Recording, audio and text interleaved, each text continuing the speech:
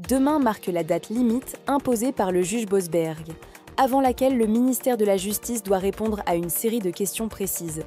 Ces questions concernent notamment l'heure à laquelle l'avion a quitté le sol américain, son point de départ exact, le moment où il a franchi l'espace aérien des États-Unis, ainsi que l'heure de son atterrissage à l'étranger. Le juge exige des réponses détaillées sur ces vols et c'est aux avocats du gouvernement de fournir. Cependant, du côté du département de la justice, on semble temporiser. Les représentants déclarent que leurs avocats préparent une réponse adéquate. Mais ils insistent également sur un point. Selon eux, le juge Bosberg n'a aucune légitimité à poser de telles questions. Ils dénoncent un juge fédéral non élu qui interviendrait dans les affaires de politique étrangère, mettant en doute les décisions prises en vertu de lois comme l'Alien Enemies Act.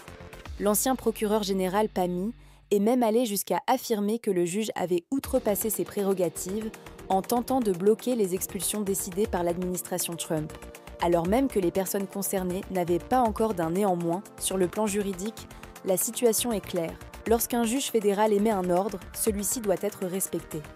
Même si certains considèrent cette position comme erronée, il s'agit d'un principe fondamental, bien que contesté. Désobéir à cet ordre exposait toutefois à des poursuites pour outrage au tribunal.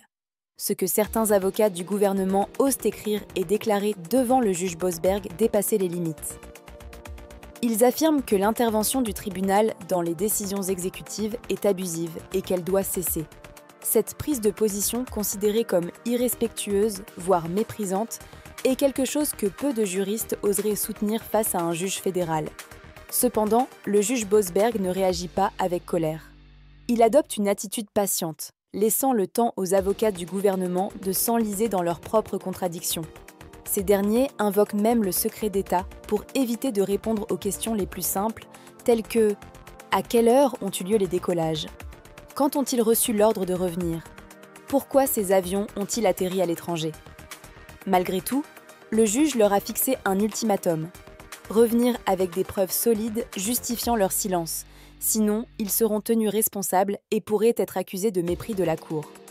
Ce procès met en lumière un affrontement direct entre le respect de l'état de droit et une administration prête à contourner les règles.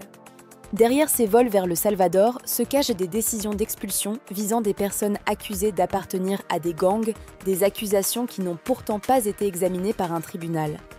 Sans procès, n'importe qui pourrait être expulsé sur la seule déclaration de l'exécutif. Et c'est là que réside le problème central. Sans garantie ni procédure judiciaire, il y a un risque d'erreur irréversible. Il ne s'agit pas ici de défendre aveuglément des criminels, mais de protéger un droit fondamental, celui à un procès équitable. Le juge Bosberg n'est pas un novice en la matière. Ancien procureur respecté, il a été nommé à des postes clés sous des présidents républicains et démocrates.